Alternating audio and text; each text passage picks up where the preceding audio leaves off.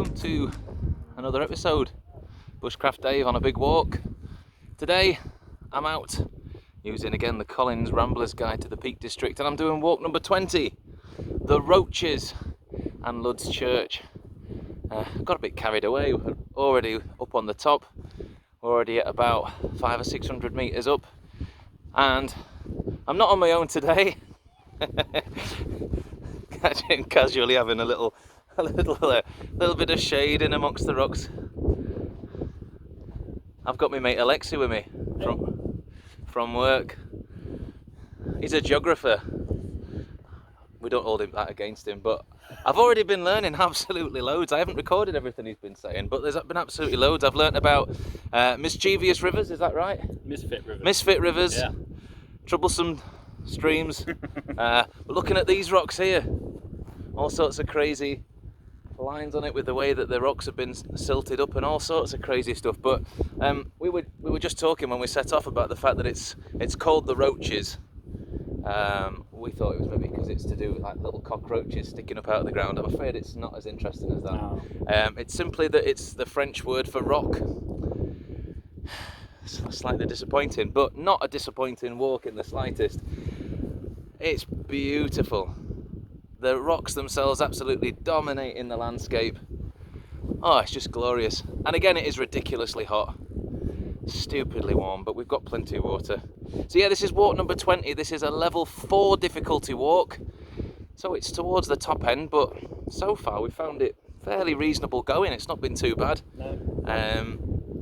But the plan today, we've got this walk to do, 6.5 mile walk.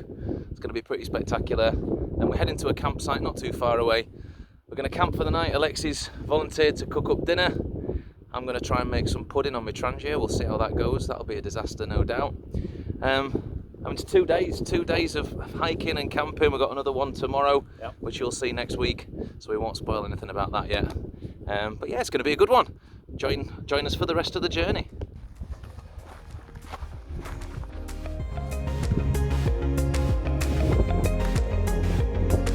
Right there.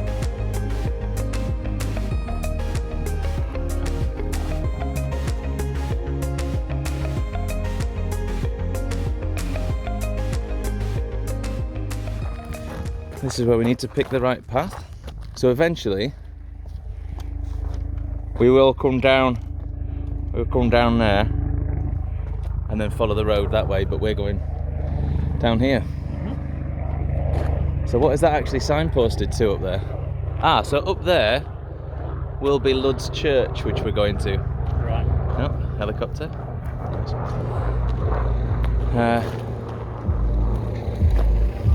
So yeah, we're heading towards Gradbach and Danebridge. And very Norse sounding.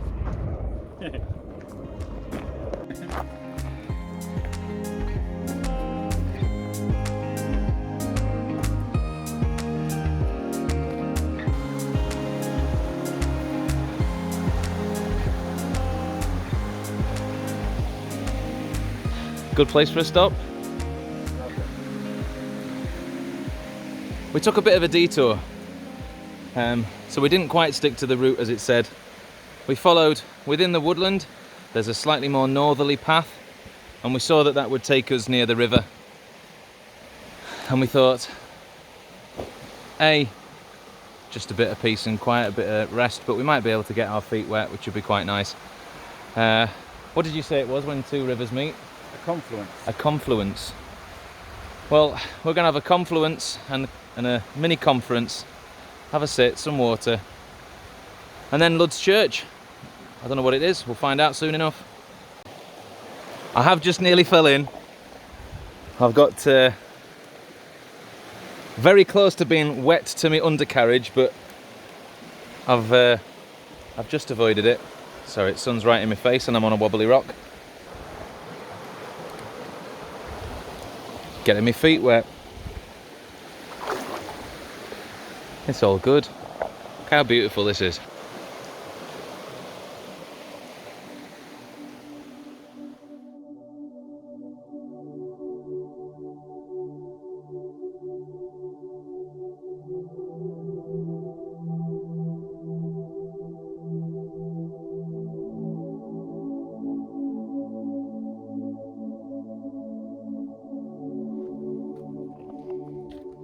looks like there's another sort of empty void in behind all that. Yeah. Oh, there's just such a cool breeze in here. Yeah. By all this sheltered rock and moisture.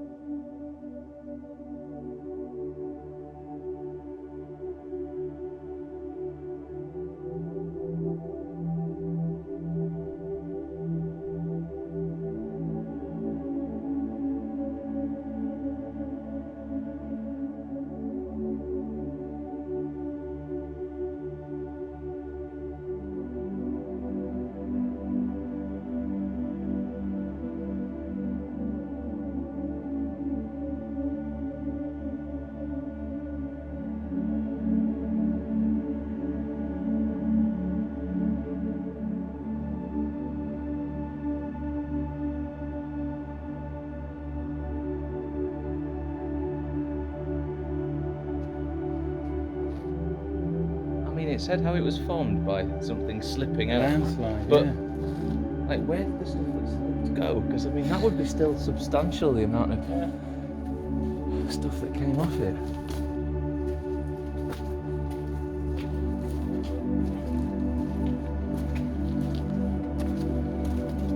This is definitely worth a visit.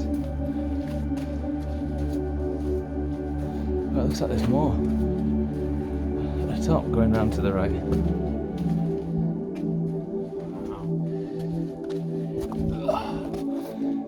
Oh, there's that run there. There's that side. Oh my goodness.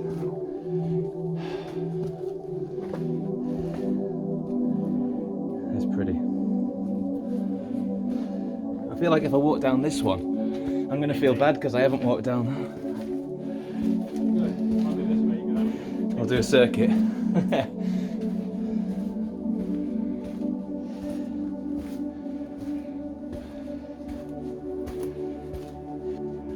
Oh, that looks so much fun.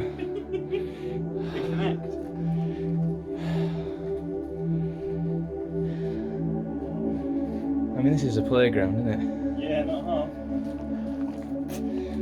Although it should be said, it is slippery, so, you know, health and safety at all times. But wow, that's cool.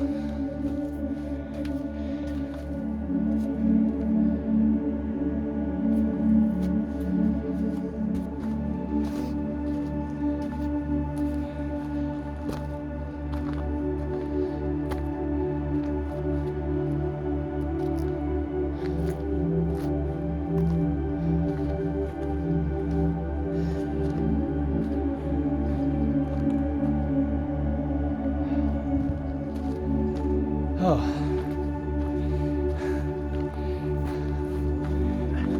Was there not another way out? Yeah, of course. Dramatic exit. Wriggle out, yeah. I think we've been spoilt by that, mate. Yeah. Crazy, wasn't it? And you wouldn't know it was there, would you? Oh no, from here. I guess you walk down that path, you'd sort of see it, but Yeah. you wouldn't know the extent to which the size of the thing. Wicked. Only question now is, how do we get back to where we were? Because in theory, with that, we can't go that way. Do you think this is the upper footpath that we would have taken the other way? Not coming back the other way. I mean, the one we chose not to take because we wanted to go down to the stream. Do you think this goes all the way? Maybe. Let's give it a go. Yeah.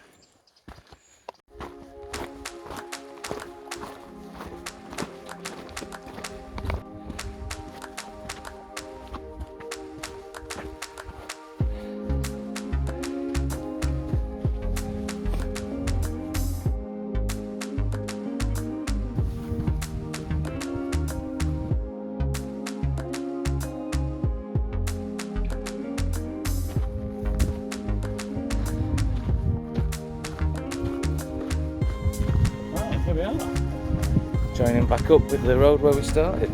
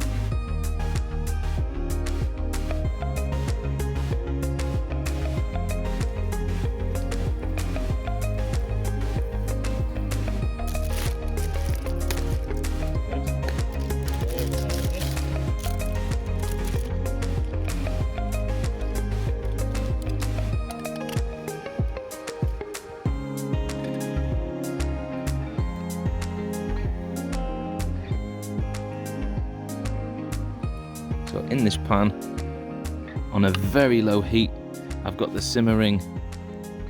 Well, I tried to have it even smaller than that, but it was so small that the fire went out. I've got it low, a low heat, and I've melted together 50 grams of butter and 100 grams of dark chocolate. And I will just pop that to one side to cool.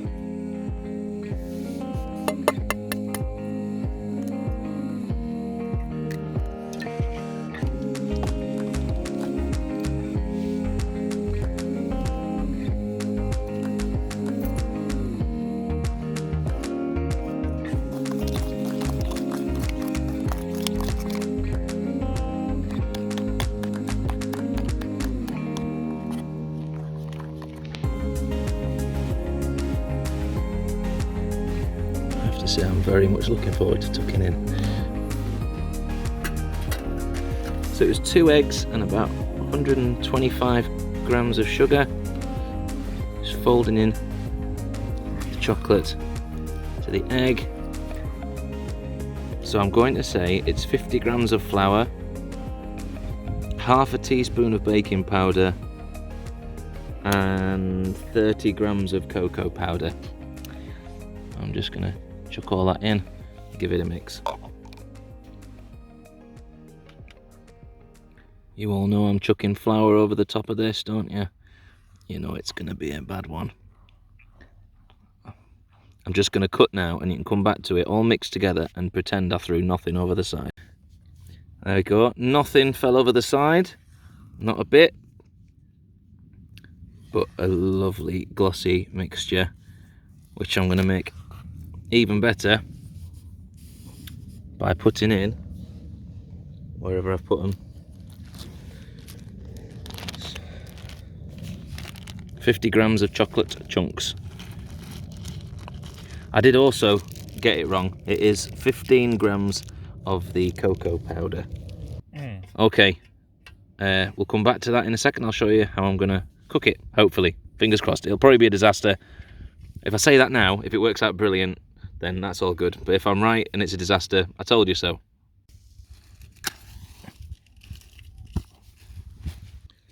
Right, here's the plan of how I'm going to cook this. I'm basically going to try and use the trangia like an oven. So I've got it on a low heat at the minute. I'm going to pop it on. It might even be too low a heat, I'm not sure.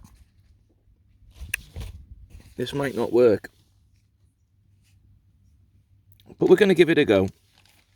So what I'm going to do is put the saucepan lid upside down on top, hopefully trapping all the heat inside there, cooking it up, making it a nice temperature in there, and I will open it again in about 25 minutes, half an hour. When I open it, it's either going to be a success or a disaster. Let's see what happens. I don't think the smoke's a good sign. I might take it off in a minute. So unfortunately the sides appear to have blackened. I did have an idea about how I could try and avoid the direct heat to it. However, the bit that flopped out of the middle is still going to be some gooey, gorgeous, cakey goodness. We'll see what it's like. With hindsight, what I wanted to do is use one of the saucepans, and inside it I was going to use a cookie cutter just to raise the pan out of the other pan, and so effectively it would never be getting that direct heat from one pan to the next. But I still think there's some stuff that's salvageable in the inside there as well, so I don't think it's a complete disaster, but if you could smell it, it is quite burnt. I might need to do another video in the future where I am more successful at making my chocolate cake than this, but we'll see how edible it is. We knew it was going to be good or a disaster. It might taste good, but it certainly looks a disaster. Let's see.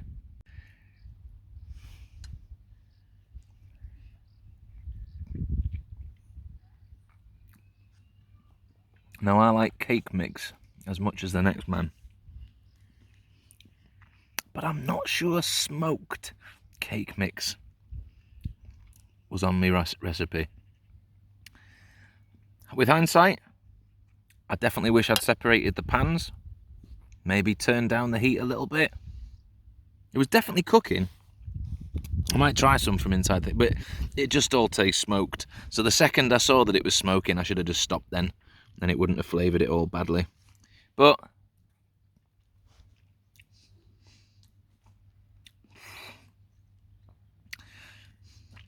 I mean, it's chocolate. I bet your posh restaurants will charge a fortune for smoked chocolate cake, but I'm not paying for it. It's not great.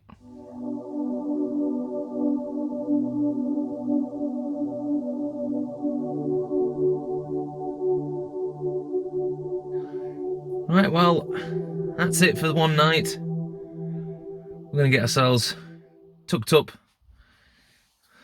ready for kip. I'm using my OEX Bobcat 1. Alexi is using my Coleman. I can't remember what the name of it is. It's a Coleman 2-man tent. It's been a fantastic walk, absolutely wonderful walk. I've really enjoyed having Alexi along for the walk with me. He cooked up an absolutely fantastic risotto, mushroom risotto with wine, and oh, it was spot on, really, really good. We had double helpings each, it were fantastic, absolutely loads of food. I then ruined a cake.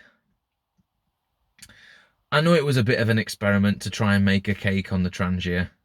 I did wonder why I hadn't seen many videos on YouTube saying, here's how to make a cake on a trangia.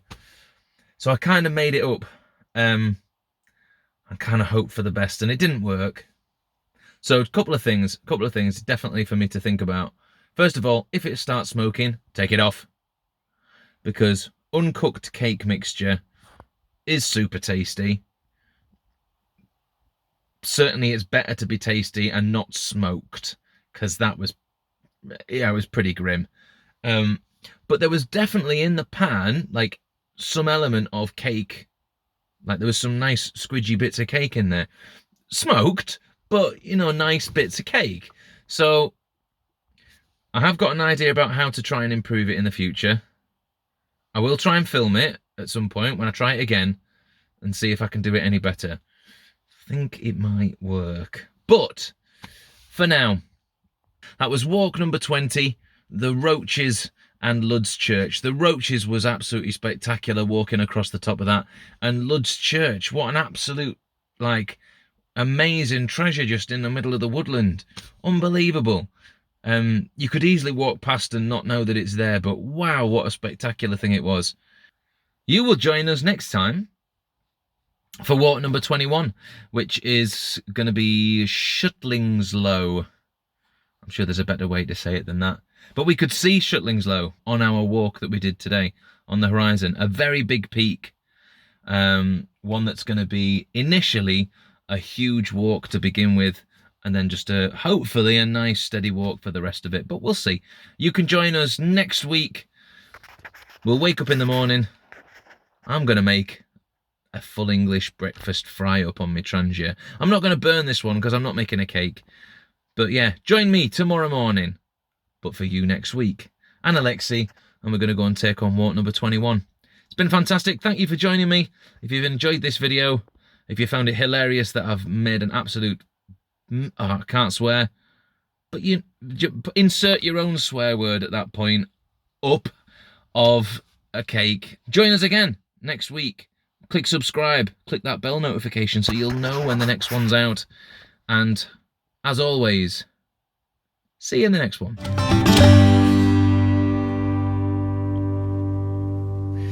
It's been a good... Oh,